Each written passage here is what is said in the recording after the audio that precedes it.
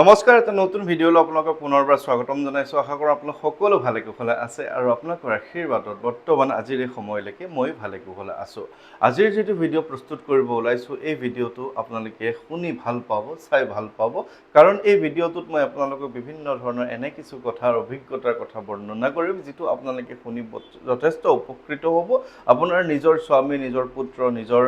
আপোনজনৰ সৈতে এই ভিডিঅ'টো আপোনালোকে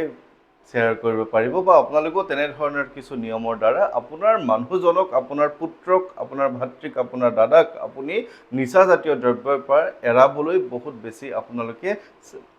সফলতা লাভ কৰিব পাৰিব বা সুফল লাভ কৰিব। বহুতে মোক সোধে যে দাদা, মোৰ স্বামীয়ে বহুত বেছি মদ খাই ঘৰত অত্যাচাৰ কৰে। বহুতে কয় যে মোৰ ল'ৰাটোক লৈ মোৰ উপায় নোহোৱা হৈছে, বহুত নিচা খায়, বহুত মদ খায় বা তেনেধৰণৰ অন্যান্য তেনেধৰণৰ বস্তু সেৱন কৰি ঘৰখনৰ সকলো বস্তু বিক্ৰী কৰি দিছে, ঘৰখনৰ শান্তি নোহোৱা কৰি দিছে। এনেধৰণৰ বিভিন্নজনে মোক ফোন কৰে বা বিভিন্নজনে এই মনৰ দুখত এই কথাখিনি কয়। এতিয়া প্ৰশ্নটো হৈছে যে হনুমান চালিচা পাঠৰ দ্বাৰা ঘৰখনত তেনেধৰণৰ পৰিস্থিতি, পুত্ৰ, স্বামীক, ভাতৃ, দাদাক আপুনি মদৰ পৰা বা নিচাজাতীয় সামগ্ৰী এৰাব আপুনি পাৰিবনে নোৱাৰে? বহু ক্ষেত্ৰত বহু মানুহে এনেকুৱা কৰে যে মদ খাইছে মানে আপুনি বেজৰ ওচৰলৈ গৈছে, বেজে ক'ব যে লগৰ বন্ধুৱে মদৰ লগতে কিবা এটা মিলাই পেলাই আপোনাৰ ল'ৰাক তেনেধৰণৰ কৰিছে। বন্ধুকেইজনৰ আৰু অন্য কাম নাই,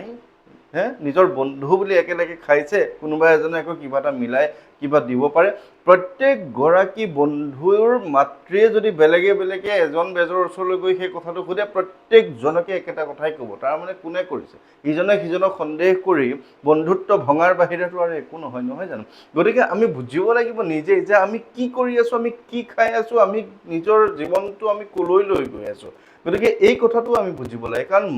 আপুনি আজিলৈকে যিমানটো টকাৰ নিচা খাইছে, ধৰি ল'লোঁ আপুনি 5 বছৰ নিচা খাইছে, 5 বছৰত প্ৰত্যেক বছৰে আপুনি 10,000কে 50,000 টকাৰ নিচা খাইছে। কিন্তু আপুনি বিশ্বাস কৰক, আপুনি নিজেও জানে সেই নিচা খোৱাৰ পিছত যেতিয়া আপোনাৰ কলিজাত কিবা এটা বেমাৰ হ'ব, আপোনাৰ মুখমণ্ডলত, আপোনাৰ খাদ্যনলীত যদি কিবা এটা বেমাৰ হ'ব, সেই বেমাৰটো ভাল কৰিবলৈ সেই 50 পূৰণ 10 মানে 5 লাখ টকা খৰচ কৰিও আপুনি ভাল কৰিব নোৱাৰিব। হয়তো তাৰো 10 গুণ লাগিব, হয়তো 50 লাখ টকা দিও সেই বেমাৰ আপুনি ভাল কৰিব নোৱাৰিব পাৰে। তাৰমানে আপুনি মদ খালে নিজৰ বাবে আপুনি অকণমান সুখৰ কাৰণে মদ খালে, 200 টকাৰ 100 টকাৰ মদ খালে, আৰু তাৰ কষ্টখিনি ভুগিব লাগিব আপোনাৰ পিতৃ মাতৃ, আপোনাৰ পত্নীয়ে, আপোনাৰ ভণ্টি, আপোনাৰ বাইদেৱে। আৰু আপোনাক সেই বেমাৰত যেতিয়া ভুগিব, দাঙি দাঙি লৈ আপোনাক পায়খানালৈ নিব লাগিব, দাঙি দাঙি লৈ আপোনাক প্ৰস্ৰাৱ কৰাব লাগিব, আপোনাৰ স্বামীয়ে, আপোনাৰ পত্নীয়ে কৰাব লাগিব, আপোনাক নিজৰ মাতৃয়ে সেই অৱস্থা আপোনাৰ কৰিব লাগিব, আপোনাৰ সেই অৱস্থা হ'ব আপুনি য'ত বেমাৰ হৈ আপুনি পৰি থাকিব। গতিকে মদ খোৱা, নোখোৱা বা নিচা খাই এৰা নেৰাটো মানুহজনৰ সম্পূৰ্ণ নিজৰ ব্যক্তিগত এটা চিন্তাৰ কথা। আৰু সেই কথাখিনি আচলতে হনুমান প্ৰভুৰ বজৰংগ বাণ হওক, হনুমান চালিচা পাঠৰ দ্বাৰা দূৰ কৰিব পাৰি নে নোৱাৰি, সেই কথাটো যদি আপুনি মোক প্ৰশ্নটো সোধে, সেইটো হৈছে পাৰি। কিয় নোৱাৰি? আধ্যাত্মিকতাৰ ক্ষেত্ৰত আধ্যাত্মিকভাৱে যদি আপুনি জড়িত হয়, কেৱল হনুমান চালিচা বুলি নহয়, আপুনি যিকোনো দেৱ দেৱতাৰ প্ৰাৰ্থনা কৰিও আপোনাৰ মন মগজু শান্ত কৰি আপুনি তেনেধৰণে আপুনি নিজৰ জীৱনটো তেনেধৰণৰ বেয়া পৰ্যায়লৈ নিয়াৰ পৰা আপুনি নিজকে বচাই ৰাখিব পাৰে। কিন্তু যিহেতু মই কেৱল হনুমান চালিচাৰ ওপৰতহে ভিডিঅ'খিনি বনাওঁ, অন্য কোনো বিষয়ৰ ওপৰত মই অধ্যয়ন নকৰোঁ বা তেনেধৰণৰ মোৰ বৰ বেছি জ্ঞানো নাই। যিখিনি অধ্যয়ন কৰিছোঁ কেৱল হনুমান প্ৰভুৰ চালিচাখন প্ৰত্যেকটো শব্দ বুজিবলৈ চেষ্টা কৰোঁ, বজৰংগ বাণখন বুজিবলৈ চেষ্টা কৰোঁ, আৰু তাৰ দ্বাৰা মানুহৰ যিখিনি উপকাৰ হ'ব পাৰে, তাৰ যিখিনি পৰামৰ্শ মই দি থাকোঁ, তাৰ দ্বাৰা বহুজনে ইতিমধ্যে মদ খাবলৈ এৰিছে, ড্ৰাগছ ল'বলৈ এৰিছে, বা তেনেধৰণৰ যিখিনি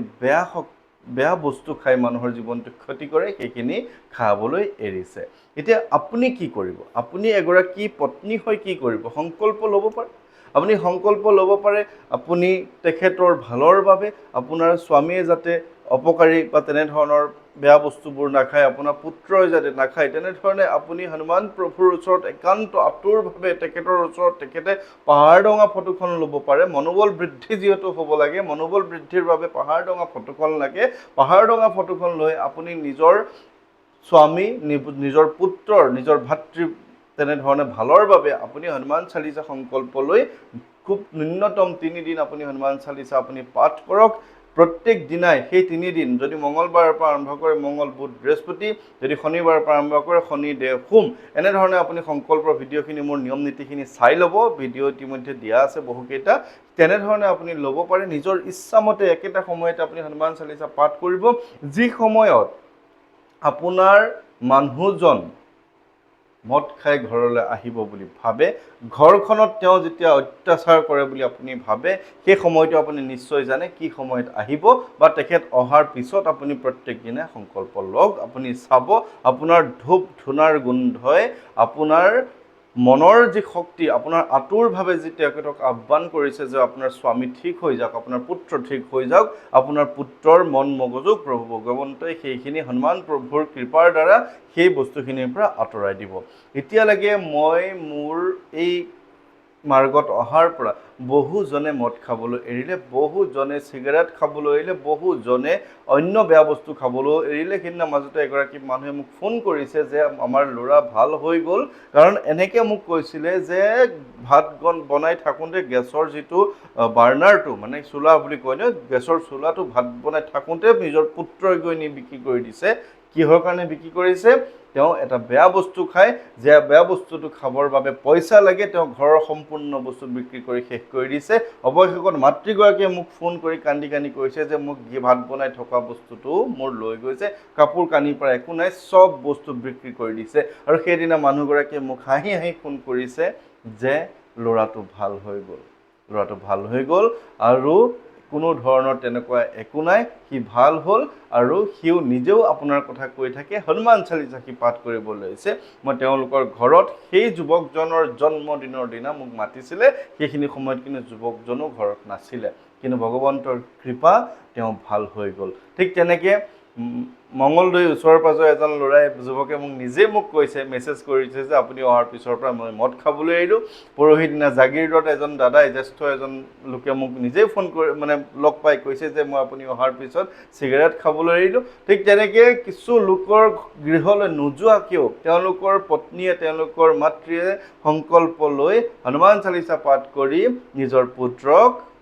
তেনেধৰণৰ অপশক্তিৰ পৰা অপবস্তুৰ পৰা বেয়া বস্তু খোৱাৰ পৰা তেওঁলোকে বচাব পাৰিছে অৰ্থাৎ সেই পুত্ৰগৰাকীৰ সেই স্বামীৰ জীৱনটো বচাবলৈ পাৰিছে গতিকে আপোনালোকক মই ক'লোঁ আপোনালোকে সংকল্প ল'ব পাৰে প্ৰত্যেক দিনাই হনুমান চালিচা পাঠ কৰিব পাৰে প্ৰত্যেক দিনাই আপোনাৰ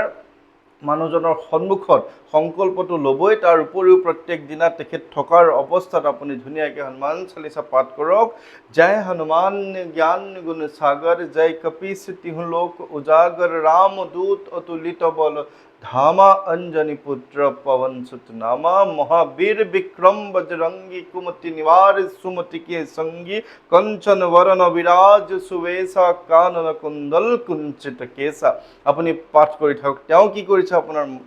ভাবিবলৈ দৰকাৰ নাই তেওঁ যেহেতু খাই বৈয়ে আহিছে গতিকে খাই বৈ ঘৰত বহি থাকক কি খাইছে কি নকৈছে আপোনাৰ দৰকাৰ নাই আপুনি এটা সময়ত ধুনীয়াকৈ থাপনাখনত বহক হনুমানজীৰ পাহাৰ ডঙা ফটোখন লওক আপুনি ধূপ ধূনা জ্বলাওক আপুনি হনুমান চালিচা পাঠ কৰক সেই ধূপ ধূনাৰ গোন্ধ যাতে তেওঁ পায় তেওঁ কি কৈ আছে আপুনি ওলোটাই তেওঁক গালি দিবলৈ চেষ্টা নকৰিব আপুনি চাব খুব কম দিনৰ ভিতৰতে আপোনাৰ স্বামী আপোনাৰ পুত্ৰই তেনেধৰণৰ বেয়া বস্তু খোৱাৰ পৰা এৰি দিব আৰু নিজেও হনুমান চালিচা পাঠ কৰিবলৈ ল'ব গতিকে আপোনাৰ সেই মানুহজনক আপুনিও নিজেও চেষ্টা কৰক আপুনি ক'বলৈ চাওক যে হনুমান চালিচা পাঠ কৰিব লাগে মঙ্গলবাৰ দিনটোত নিৰামিষ খাবলৈ চেষ্টা কৰক শনিবাৰ দিনটোত পাৰিলে নিৰামিষ খাবলৈ চেষ্টা কৰক মঙ্গলবাৰ শনিবাৰ যিকোনো এটা দিনত কোনোবা এটা সপ্তাহত হ'লেও মাহটোৰ হনুমান মন্দিৰ যাওক এখন ধুনীয়াকৈ শৰাই দিয়ক ফল মূল দিয়ক বুনিয়া লাডু দিয়ক তেনেধৰণে আপোনাৰ কৰি থাকক আপোনাৰ জীৱনটো উন্নত হ'ব আপোনাৰ সেই বিপদৰ পৰা আপুনি উদ্ধাৰ কৰিব পাৰিব গতিকে নিয়ম বুলিবলৈ মই সংকল্প ল'ব দিছোঁ 3টা দিনৰ আপুনি সংকল্প লওক আৰু প্ৰতিদিনে হনুমান চালিচা পাঠ কৰক খোৱাৰ পৰা উঠাৰ পিছতে হওক বা সন্ধিয়া পাঠ কৰক সন্ধিয়া পাঠ কৰিলে এটা কথা মন কৰিব দিনত যদি আমিষ আহাৰ খাইছে গা পা ধুই সম্পূৰ্ণ নতুন সাজ পিন্ধি বা মানে আগৰ দিনা ধুই থোৱা কাপোৰ পিন্ধিহে আপুনি হনুমান চালিচা পাঠ কৰিব একেযোৰ সাজকে পিন্ধি আকৌ সন্ধিয়া সময়ত হনুমান চালিচা পাঠ নকৰিব আৰু ৰাতিপুৱা সময়ত গা পা ধোৱাৰ পিছত আপুনি যেনেকৈ হ'লেও হনুমান চালিচা পাঠ কৰক আপোনাৰ কথা এটা কথা মনত ৰাখিব তেওঁ ওলাওঁতে সোমাওঁতে তেওঁ ভগৱানৰ নাম শুনিব লাগে, হনুমান চালিচা বজাই ৰাখক, আপোনাৰ উন্নত হ'ব, ঘৰখন বহুত বেছি পৰিমাণে সুখৰ হ'ব। গতিকে কৈছোৱে যে বেমাৰ হ'লে তেওঁ যিমান টকাৰ আজিলৈকে মদ খালে তাতকৈ বহু গুণ শেষ হৈ যাব। গতিকে সেই কথাখিনি মনত ৰাখিব। কোনো লোকে যদি খোৱা মানুহেও মোৰ ভিডিঅ'টো চাই আছে, আপুনিও মনত কৰক যে আপোনাৰ দাঙি নিব লাগিব আপোনাৰ ছোৱালীয়ে, আপোনাক দাঙি লৈ প্ৰস্ৰাৱ কৰাই দিব লাগিব আপোনাৰ ছোৱালীয়ে, আপোনাৰ ভণ্টিয়ে, আপোনাৰ বাইদেউ। সেই দিনটো আপুনি চাবলৈ বিচাৰিছে নেকি? আপুনিতো গম নাপাব ন, আপোনাৰ বেমাৰ হৈ যাব। গতিকে আশা কৰিছোঁ আপোনালোকে এই কথাখিনিৰ দ্বাৰা বহুত বেছি উপকৃত হ'ব। কথাখিনি একদম প্ৰেক্টিকেলি কৈছোঁ, কোনো ধৰণৰ ইয়াতে অন্ধবিশ্বাসৰ কথা কোৱা নাই, কোনো ধৰণৰ ভুৱা কথা কোৱা নাই, প্ৰকৃত কথা কৈছোঁ। মানি চাওক, সফল হ'ব।